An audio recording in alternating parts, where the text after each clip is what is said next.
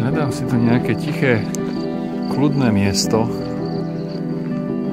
Ešte šťastie, že ten kláštorný pozemok je taký veľký, že sa tu vždy dá niekde zašiť. Čaute, to je Michal.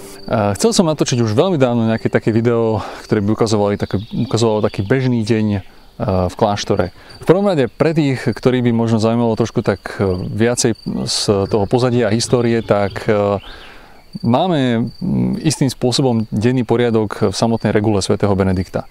Pravda, nie je to denný poriadok, ktorý by bol vyslovene nejaká kapitola, ktorá sa tomu venuje, ale z tých informácií, ktoré sú v regule, si vieme zostaviť veľmi presne pohľad na to, ako asi vyzeral taký bežný deň na Monte Cassine v 6. storočí. Problém je v tom, že ten denný poriadok, ako máme v regule, sa jednoducho nedá použiť. Nedá sa použiť pretože tiež nie je kompletný, ale aj pretože svätý Benedikt používa úplne iný spôsob prístupu k času, ako používame my. V prvom rade je to denný poriadok, ktorý je stavaný na rímsky čas. A rímsky čas vyzeral úplne ináč, ako vyzerá ten náš dnešný. Rímania tiež rozdielovali deň na 12 hodín, na noc na 12 hodín. Jediný problém bol v tom, že začiatok dňa a začiatok noci určoval východ a západ slnka. A tým pádom dĺžka jednej hodiny sa menila. A tým pádom vlastne sa menila aj dĺžka dňa, aj dĺžka noci. V našom prípade, keď žijeme jednoducho aj v spojení s ľuďmi zvonka, keď nám máme neustále hostí, ktorí k nám prichádzajú a ľudia chcú prichádzať aj na naše liturgické modlitby, tak dosť ťažko sa dá nejak kombinovať veci. Čo je veľmi dôležité vlastne a čo myslím si, že funguje v každom kláštore, tak to je jedno také zásadné rozdelenie, ktoré robí svätý Benedikt medzi dňom a nocou. Základom vôbec celého toho denného poriadku je liturgická modlitba. Jednotlivé hodinky ofícia, alebo ako by sme povedali moderne, jednotlivé modlitby liturgie hodín. Od nich sa vlastne odvíja potom celý deň v kláštore. Pre svätého Benedikta je veľmi dôležitý práve ten prediel noc a deň, ktorý vlastne určuje v tom jeho čase, ktorý vlastne v tom jeho prípade, v tom jeho čase vlastne určovali 2 hodinky, a to kompletórium a príma. Kompletórium je vlastne posledná hodinka dňa, niekedy sa tiež nazýva modlitba pred spánkom, a vlastne po nej už nasleduje noc. Je to posledná hodina toho bežného dňa, posledná modlitba, ktorú sa aj my modlíme tu na Sampore. Príma naopak otvára ten bežný pracovný deň. Nie je to prvá hodina ofícia, pretože modlia sa si aj v noci alebo skoro ráno, ale príma vlastne otvára ten bežný deň. Čo je vlastne dôležité povedať, tak v našom prípade u nás na Sampore sa príjmu nemodlíme. Máme trošku ináč rozdelené ofícium novším spôsobom. Trošku to súvisí s tým vývojom, s liturgiou, ktorý bol po druhom Vatikánskom koncile. Dá sa povedať istým spôsobom, máme vlastne príjmu spojenú s rannými chválami, keďže niektoré také typické modlitby, ktoré sa týkali príjmy, sa vlastne presunuli do tej časti ranných chvál, ako sú napríklad prosby práve za ten nový deň a za prácu, za Božie požehnanie, ako napríklad aj treba čítanie nekrológu, čiže modlitba za zosnulých, ktorých výročie sa pripomína v ten daný deň. To všetko máme vlastne v ranných chválach. Čo je ale veľmi dôležité a veľmi také príznačné je to, čo svätý Benedikt veľmi silne zdôrazňuje, že po kompletóriu, teda po tej poslednej modlitbe, ktorú sa mnísi modlia, majú zachovať prísne mlčanie. To súvisí s tými najstaršími mníšskymi tradíciami. Kým cez deň sa mnísi venujú modlitbe a práci, noc je výslovne určená na modlitbu a odpočinok. A na nič iné. V tomto čase sa mnísi nemajú venovať žiadne iné veci. Samozrejme, existujú výnimky. A aj svätý Benedikt sám ich pozná, o nich píše v regule. Ale ten ideál je taký, že naozaj tou poslednou modlitbou, tým kompletóriom, vlastne končí ten bežný deň a jednoducho nestretávame sa medzi sebou, nerozprávame sa navzájom, venujeme sa naozaj Bohu alebo venujeme sa jednoducho odpočinku. No to, čo ste videli teraz predtým, než som tu začal kecať, tak vlastne bol taký ten náš večerný program. Každý taký bežný deň máme o 5. vešpery, ktoré sú vždy po latinsky, celé spievané. A vlastne po vešperách máme hodinu čas na Lectio Divina, čiže vlastne jednoducho povedané na rozjímavé čítanie Svätého písma a diel svätých. Po tej hodine Lectio Divina o 6:30 večer máme spoločnú večeru a po nej to býva rôzne. Dnes máme piatok, konkrétne máme teraz osobné voľno, takže môžem si robiť, čo chcem, viac menej, takže akurát teraz natáčam video na YouTube. Niektoré dni, ako je útorok a štvrtok zvlášť, ale niekedy to býva inokedy, máme spoločnú rekreáciu, to znamená, že vlastne všetci sme spolu v rekreačnej miestnosti a môžeme sa neformálne rozprávať o hocičom. O 8:00 potom máme kompletórium, čiže tú poslednú modlitbu dňa, ktorá je krátučká, trvá nejakých 10 minút. Ja osobne mám po kompletóriu veľmi presne nastavený taký ten môj režim, ktorý čiastočne súvisí s mojou formáciou, samozrejme s tým, čo som sa naučil v noviciáte, čiastočne sa vykryštalizoval z mojej vlastnej skúsenosti. Patrí k nemu moja osobná modlitba, ktorú sa modlím pravidelne, každý večer. Patrí k tomu troška upratovania, pár minút, ktoré venujem tomu, že utriem prach z niektorých miest. Zvyšok času, ktorý mám večer, tak venujem čítaniu. S tým, že teda samozrejme človek už je unavený večer, takže nečítam žiadne nejaké náročné, ťažké veci, ani žiadnu nejakú náročnú duchovnú literatúru, skôr sú to také ľahšie veci. Momentálne teraz čítam Henryho Kissingera, jednu knižku od neho, ale prečítal som všeličo, s obľubou sa vraciam k Tolkienovi, lebo to je jeden z mojich obľúbených autorov. Napríklad minulý rok som prečítal Harryho Pottera celého a samozrejme, ako to tak býva, tak knihy sú lepšie ako film, takže odporúčam, pokiaľ ste ešte nečítali knihy, tak treba si prečítať knihu. A viac menej tým ten môj bežný deň končí. Spať chodievam okolo 9:00. Spravidla idem presne o 9:00 spať. S tým, že na spánok vlastne mám vyhradených 7,5 hodiny času, čo je zasa vec, ktorú som si určil nejak tak z vlastného nejakého toho pozorovania. Ja osobne vstávam 4:30, s tým, že zasa mám vlastne ráno čas vyhradený v prvom rade na modlitbu. Ráno máme prvé spoločné modlitby, ranné chvály v ten bežný deň 5:30, čiže o 5:30, to je asi pol hodina, potom je čas znova na súkromnú modlitbu.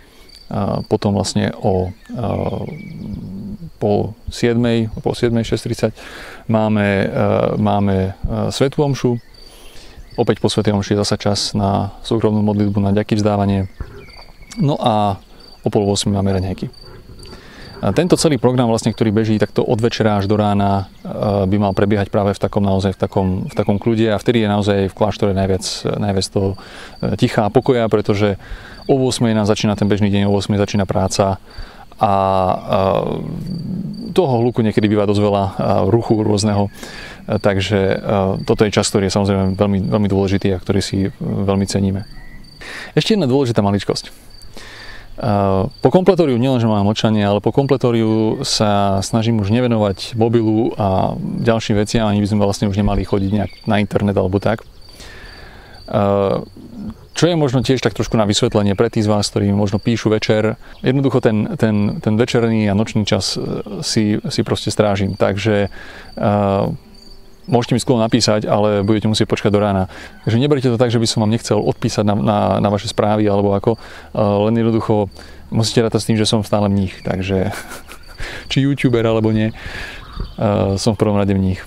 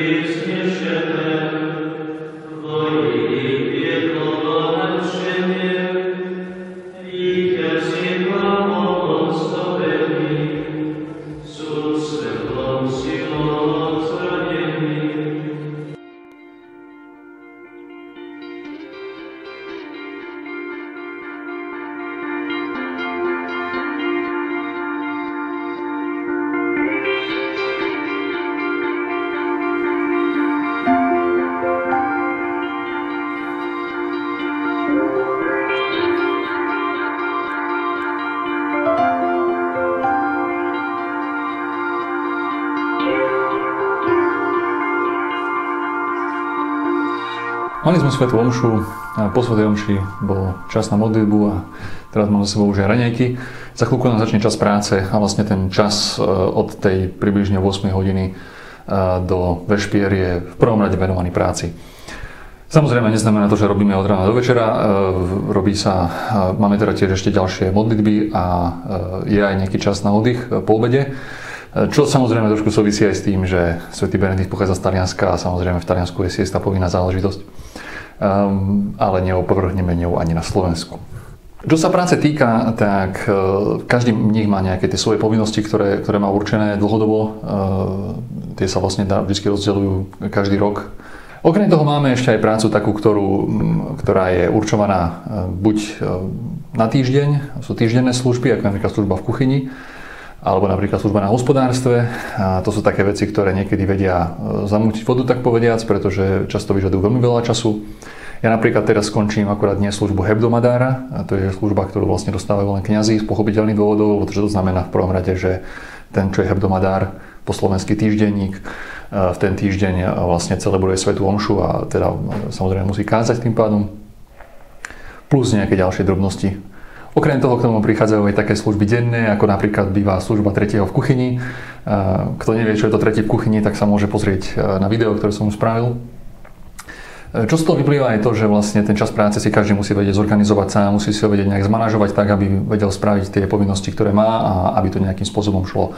Tej roboty je vždy viacej, ako sa dá zvládnuť. A to je z veľmi dobrého dôvodu, pretože tým pádom nikto sa nedostane do takého stavu, že teraz ako neviem čo robiť, mám veľa voľného času, ale zase na druhej strane každý sa musí učiť aj, by som povedal, takého odstupu od tej práce.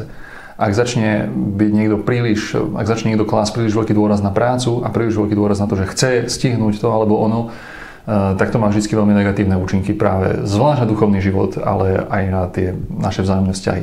Takže je to čosi, čo by som povedal, aj také neustále cvičenie. Človek musí jednoducho rád s tým, že nebude schopný všetko stihnúť a musí si vedieť zmanažovať veci tak, aby tie dôležité veci stíhal a zároveň aby sa nestalo, že mu to nejakým spôsobom ujde alebo že by proste nejak naopak sa pustil nejakou cestou nejakého flákania. Úplne iná situácia je pre tých, ktorí sú vo formácii. Novici dostávajú svoju prácu vždy každý deň konkrétne. To znamená, oni sa nemusia starať o to, čo budú robiť. Jednoducho im ich predstavený magister alebo zelátor im jednoducho prácu určuje konkrétne na každý deň. Ale ako náhle niekto zloží sľuby, tak vlastne už je ten manažment toho pracovného času na ňom. A u nás teda ako nejak špeciálne tieto veci sa nekontrolujú, skôr čo sa kontroluje je ten výsledok, takže ak si niekto nesplní nejaké povinnosti, tak potom má prúser, ale teda čo sa týka tej samotnej práce, tak v tomto vlastne závisí od každého konkrétne. O 12:20 budeme mať posvätné čítanie, to je zhodou okolností najdlhšia modlitba v ten bežný pracovný deň u nás a potom o 1:00 máme obed. Po niekoľkých hodinách máme polku krásne a zároveň krásne horko.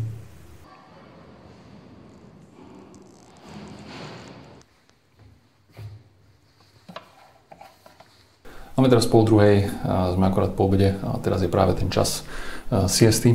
Čo nás ešte čaká, tak to je o 2:30 modlitba cez deň, čo je taká kratšia modlitba, ktorú máme, 14:30. A potom vlastne pokračuje čas práce až do tej 5:00. Takže tak nejak to vyzerá každý deň, aj keď tá práca je samozrejme rôzna. Takže tak. Asi toľko. Ak sa vám video páčilo, nezabudnite kliknúť na like. Ak by ste chceli vedieť niečo viacej možno o tom našom dennom poriadku a o tom, ako vyzerá náš taký bežný deň, napíšte dole do komentárov. A ak ste tak ešte neurobili, kliknite na odber. A zatiaľ sa majte. Budeme sa pri ďalšom videu. Turista na bicykli. Čo asi tak spraví? Bude chcieť ísť ďalej? Za chvíľu mu začne byť teplo. A tak si to rozmyslel. Kláštor sa mu nevidí.